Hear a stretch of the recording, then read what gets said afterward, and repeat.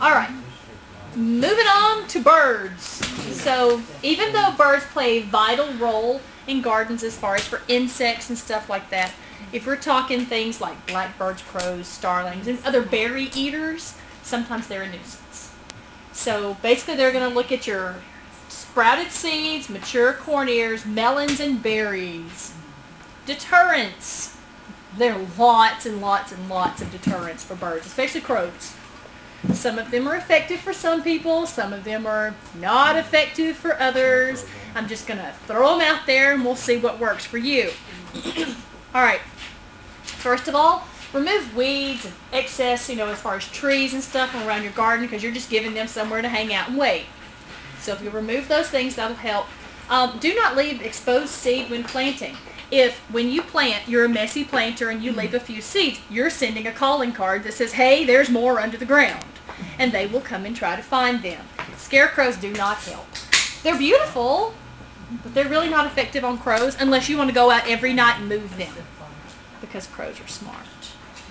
So you have to watch out for those. Here are things that do work, but once again, you have to do this all the time as far as moving them. Silhouettes of hawks, owl decoys, fake snakes, reflective tape, videotape. You can take videotape and spread it out. You can take and make these wonderful little things with it, which I started to make, but then decided that might be a bit much, where you take a solo cup and you take strips of either trash bag or strips of videotape and you staple them onto the insides. And then you've got like this cup-like piece with these streamers, and then you take canes or poles and you do them at different levels. And so throughout your garden you have different levels of these things, and then periodically you go out during the night, because it has to be during the night because they can see you. You go out and you move them, and then they come back and it's in a different position the next day, and it scares them, at least for the day. So depending on how important your corn is to you, every night you can go out and do this. Once yes. you take that videotape, the old VHS tapes, and you go ahead and you can put a stick up here and one here, and then you kind of, so like you do crepe paper, so in the wind it's constantly doing that. It has to be something where they're getting movement. They have to see movement. You can do pie pans.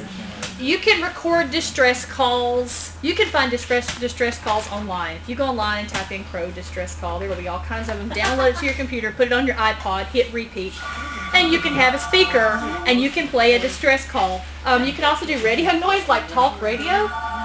Is what is suggested. So put it on NPR, leave it, so then they think someone's always out there. They're very paranoid. Yes, they are. The cups with streamers, whirligigs, they're effective, but you have to continually be doing something with them. It has to be a game, a challenge for it to be effective. Now, this was DVDs because of the reflective property. This was really funny, and I just can't imagine.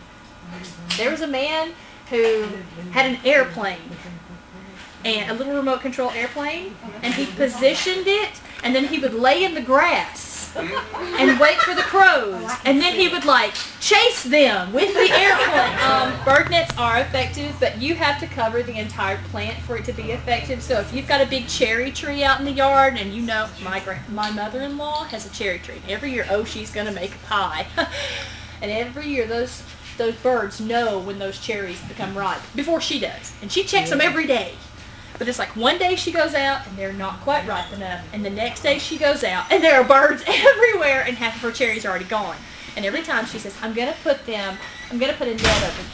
Well, to put a net over it, you got to have a tree small enough you can put a net over, or the ability to cover, and you have to have the ability to cover it completely and secure it, because if you just put them over it, they too know how to fly under. Fishing line. I've seen this one done before and it worked pretty well. Apparently, once again, being paranoid, they have issues. They think that things try to grab their feet if they can't see it. And so if you'll take stakes, my grandfather did this one year and it worked. And you go back and forth with either brown cord, like twine, or fishing line so that it's... monofilament. Yeah. What'll happen is they land and they start to harvest, and all of a sudden something grabs their feet. And so they fly away out of fear. Now that will only scare them away for a brief period, but if you're thinking in terms of that you need to get the corn up and germinated. And then after that, well, great if they come hang out for a while once you get it up to, to a good size and they won't touch it anymore. And then you've got that period of time before you have to worry about them again once the ears mature. So I know that one works. I've seen it done. When it's time, to be such smart animals, this one doesn't make sense, but it was on there over and over and over. People suggested this. When it's time to harvest the corn, as in whenever the silks turn brown, to put a paper bag over them. Oh, I saw this. And to tie it off with a piece of yarn or with a loose rubber band.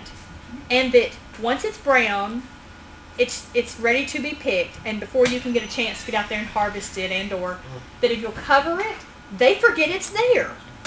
Now, how that works, I don't quite know, but apparently if they can't see it, they don't bother it. The same thing when we get to squirrels. It suggests for squirrels if you'll cover them. But you have to wait until all of the silks have turned brown. If not, you mess up the whole process. Why not go ahead and just hit the corn? I don't know, unless it has to do with how long it holds. Eat it all. Maybe you're gonna because it'll spoil if you take it out and try to. So maybe someone's got plans for the weekend, and this is on Wednesday, and they're not going to be able to get to it. I don't know, but it said that once it's mature and before you pick it, if there's going to be a period of time between there, that you can cover them up, and you can do the same thing with pantyhose. Apparently, if they try to get into the pantyhose, it messes with them, and they don't like the concept of the pantyhose. So nylons are good too. You might need to tell the child he's on the walkie-talkie singing. All right, bunnies. Well, they breed like rabbits. So this is a tough battle if you think you want to take on bunnies. Bunnies have carrots, and that's not just the tops, that's the entire carrot. Peas, beans, lettuce, beets, strawberries, flowers, clover, alfalfa, tree bark, berries, and roses. They absolutely love roses. Roses are like a special treat. So if you've got a big rose garden beside your flower bed or beside your garden, you're probably inviting the bunnies on over. They do not like corn, squash, cucumbers, tomatoes, peppers, and potatoes. So you might consider doing, as far as a quilted garden, so that you kind of spread things out and kind of create less enticement. First of all, if you'll remove brush and plant debris, you're probably eliminating part of the problem because they've got to have somewhere to live. So if you take away places that they would use for cover, that takes care of it. Also, a bride crop. And there are lots of, once we get to animals, they have bride crops or plots where you can go further away and plant something that they would rather eat anyway, and then they'll leave your stuff alone.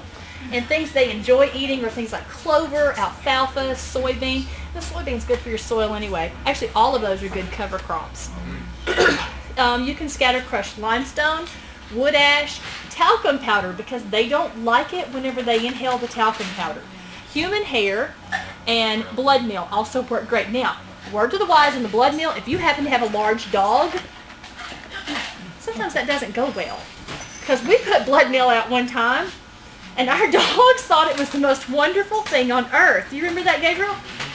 We put blood meal out in a flower bed, and those dogs, they rolled all over everything we had. So you got to be careful if you have animals who might be enticed by that blood meal, just the same like a dog. You can plant garlic and onions, marigolds, Dusty Miller, all of those bunnies don't like. Now this one, I believe it has to be glass bottles. And when I read, this one came from an organic gardening book that I have, and it suggested that if you have glass bottles, and it said soda bottles, I'm not certain if it means like what now root beer comes in, the glass ones, or if it means larger bottles. I'm not sure how large the bottle has to be. But it suggests that you bury a line of those bottles, leaving about a few inches off the top, and that as moisture falls into them, they will all create different echoes. And so as wind travels across them, it makes a sound, and it messes with them. And it does the same thing for moles and gophers and other creatures of that nature, that they're all just a bit put off by that noise. So I'm not sure. On your iPod too. There you go. I'm not sure if it's the noise or the vibration. And I'm not really sure what size bottle it is because I could not find anywhere where it specifically said, use a blank size bottle.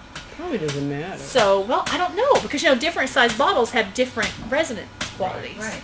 So, I'm not sure. That noise, and so, but it said it had to be glass, that you could not use plastic, that plastic would not give the right vibration.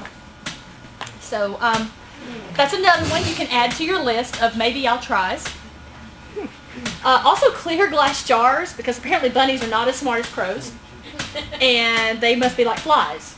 Because if they see glass jars full of water, it gives a reflection of themselves, and it scares them and they run away. The distorted image causes them to have issues. And now, I have never tried that, I don't know, but there's one that's not really hard, and you probably have some jars hanging around the house.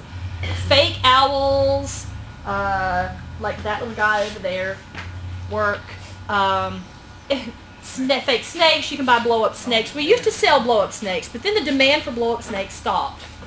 So we haven't had any blow-up snakes in a while. But yeah, you can buy little owls. You can buy, Yeah, really. And I put him all the time, okay?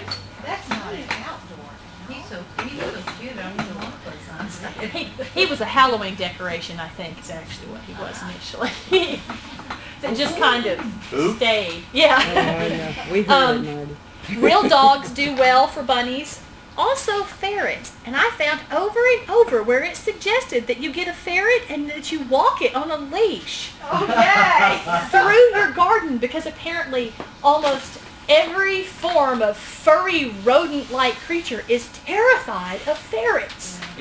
And that actually you can buy ferret scent. And you can just sprinkle ferret scent around. Another thing that I found that was kind of interesting was used cat litter. Apparently, It deters me. apparently there are several creatures that think of cats as natural predators, and if you'll just take you some used kitty litter and put it out periodically, it will send the scent, and they will have issues with it.